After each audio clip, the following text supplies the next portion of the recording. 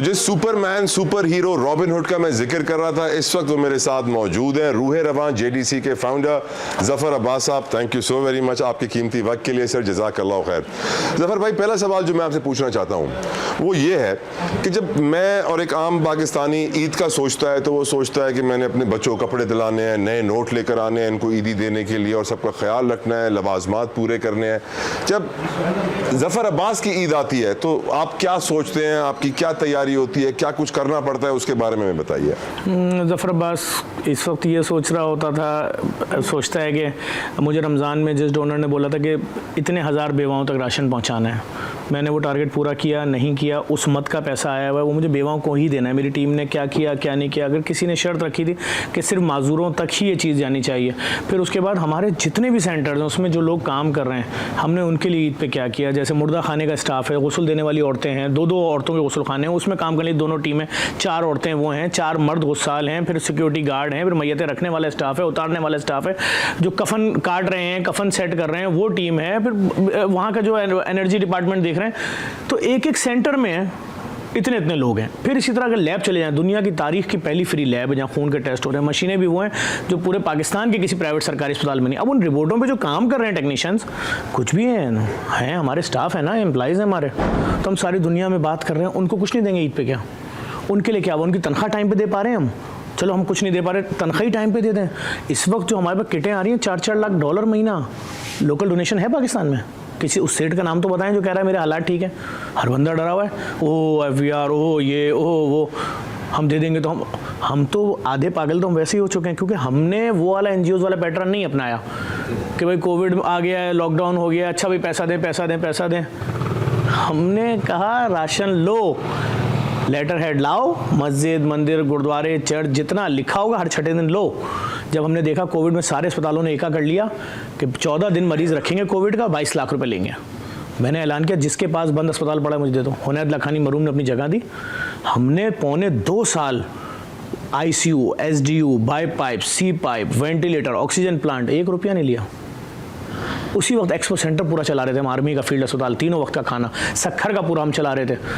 तो और भी तो NGOs हैं मुल्क में, अपने अपने हिसाब से करें, लेकिन हमारा ऑपरेशन का लेवल इतना बड़ा होता है, जिस मद का पैसा आया उसी मद में खर्च होगा। सैलाब में 35 लाख बोरे राशन, प्रोफाइल पे लिखा है PCB ऑडिट कराते हैं हम। एयरफोर्स की मीटिंग हुई, प्रेस कॉन्फ्रेंस, उसमें एक साहब ने बोला हम 1500 बोरे राशन देंगे। मैं बाहर निकला, मैंने उनके अफसर से बोला सर आप सिर्फ जगह तो 2 लाख बोरे में दूंगा। उन्होंने मुझे एक जगह दी अपनी बेस की, वो 25,000 बोरे आए खाली वहाँ पर। फिर नश्तर पार्क उन्होंने मुझे एक दिन में करा के दिया, हमने मशीनें लगा दी, दाल की पैकिंग, चावल की पैकिंग, चीनी, क्योंकि वो इतनी जदीद मशीन हमने ली हुई है कोविड से। आपने ऊपर से बोरा डाला नहीं कि नीचे से उन्होंने 30 सेकंड के अंदर उसके 2-2 किलो वाले 25 पैकेट बना दिया, पैक करके बाहर निकाल दिया।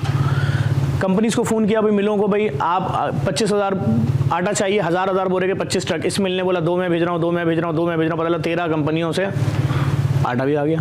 700 लेबर थी, 2 दिन के अंदर पैक करके छुट्टी। उधर से रेंजर्स ने बोला हम काम कर रहे हैं। हमने कहा हमने तो चाहिए ही बाजू।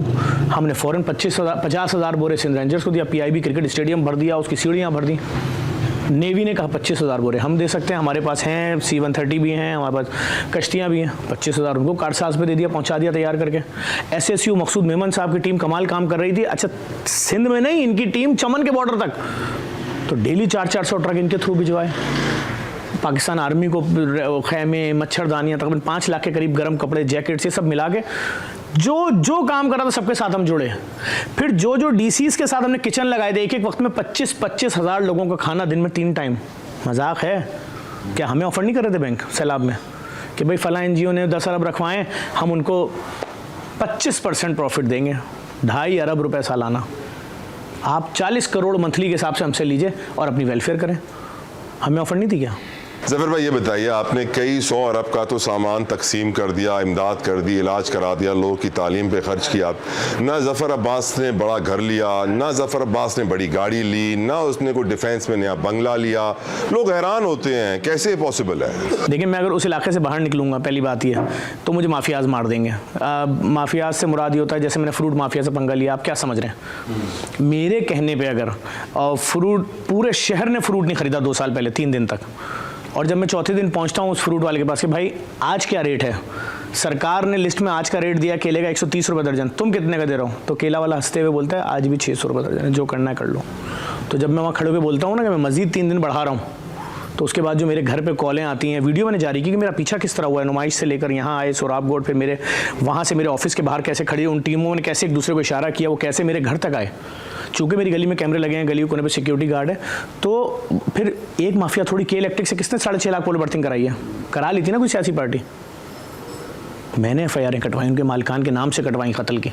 तुम्हारा काम बिजली देना है, तुम्हारा काम हर घर के बच्चे को खींच खींच के पोल से चिपका के तड़पा के मारना नहीं है। डिफेंस के वो 3 जवान याद है, उनकी बाइक चिपकी रही 4 घंटे तक। जब करंट का जोर कम होता था, एक बच्चा उठता था प्लीज़ बचाओ, फिर गिरता था, फिर दूसरा उठता था, फिर तीसरा। 4 घंटे कोई बचा ही नहीं सका। तीनों घरों में लाशें भेज दी। ऊपर वाली मंजिल का जो था इकलौता था, आखिरी मंजिल का इकलौता बच्चा था, बीच वाले के 2 भाई थे। मैंने स्टैंड लिया। माफियाज हैं ये, आप क्या समझ रहे हैं? डंपर माफिया के खिलाफ कोई और क्यों नहीं बोल रहा मेरे अलावा? भाई मैटर ये है कि देखें, मेरा अपना बिजनेस भी है, आज से नहीं है 20 साल से, मेरे अपने कारोबार भी हैं, सब कुछ। लेकिन मैं अगर यहाँ से बाहर निकलूंगा कि मुझे मार देंगे। अभी अली शेखानी मुझे 40 करोड़ रुपए का बंगला दे रहा था, वीडियो के सामने दे रहा था। उसने बेशुमार आईफोन लाया 16, सबको दिए, पूरे ऑफिस को, मेरे हर लड़के को दिए। उसने फिर फाइल निकाली, बोला मैं अपने बड़े भाई को गिफ्ट कर रहा हूँ। मैंने कहा खोली फाइल, मैंने कहा पागल हो गए हैं, अल्लाह ने मुझे सब कुछ दिया, मैं दुनिया को दे सकता हूँ, मैं आपसे क्यों लूँगा? नाराज़ हुए वो, बहुत नाराज़ हुए। मैंने कहा बात ये नहीं है, अगर मैं झूठ मूठ भी आपको वीडियो में ले लेता हूँ तो भी यार मैं ये आसान, मुझे ज़रूरत नहीं है। अच्छा, लोग ज़फ़र अब्बास से एक और सवाल पूछते हैं कि इतनी शोहरत, इतना नाम, इतना काम करने के बाद अमूमन लोग सियासत की तरफ आते हैं। कब बनेगा ज़फ़र अब्बास हमारा वज़ीर आज़म?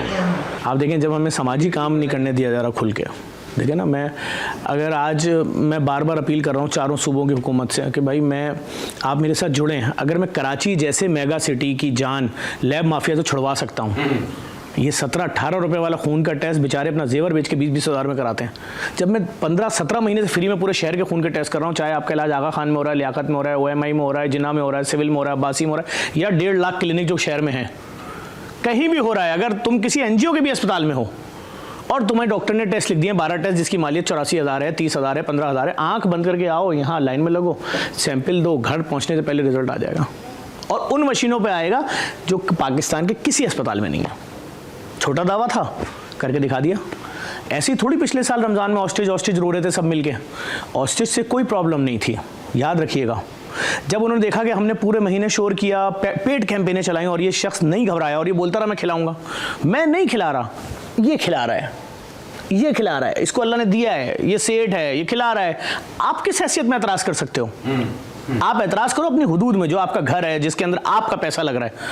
एक शख्स कह रहा है मेरा दीन मुझसे कह रहा है जो खुद खाओ दूसरे को खिलाओ, तो वो शख्स कह रहा है इनको अच्छे खाना खिलाओ, मुर्गी खिलाओ, चरगा खिलाओ। मैं बोलूँ नहीं, मैं ज़फ़र अब्बास हूँ तो मैं इनसे ये छीन लूँगा, इनको दाल खिलाऊंगा, इनके कपड़े फाड़ दूंगा, इनके मुंह पे कालिक मल दूंगा। नो, तो बात ये, उन्होंने प्रोपेगेंडा, बेसिकली उनको शुतुरमुर्ग से दुश्मनी नहीं थी, उनको दुश्मनी थी इदारे की साख डैमेज करो। इसने अब तक इतने से अरसे में 13-14 फ्री डायलिसिस सेंटर खोल दिए, यहाँ से लेकर सियालकोट तक। इसने दुनिया की महंगी तरीन अरबों रुपए की मशीनें लगा के कायद आज़म के मज़ार के गेट के ऊपर लिख दिया है कि आइए यहाँ पर फ्री में खून के टेस्ट कराएं, आमने सामने ना, बिल्कुल कायद आज़म के मज़ार के। ये छोटा गेम तो नहीं था।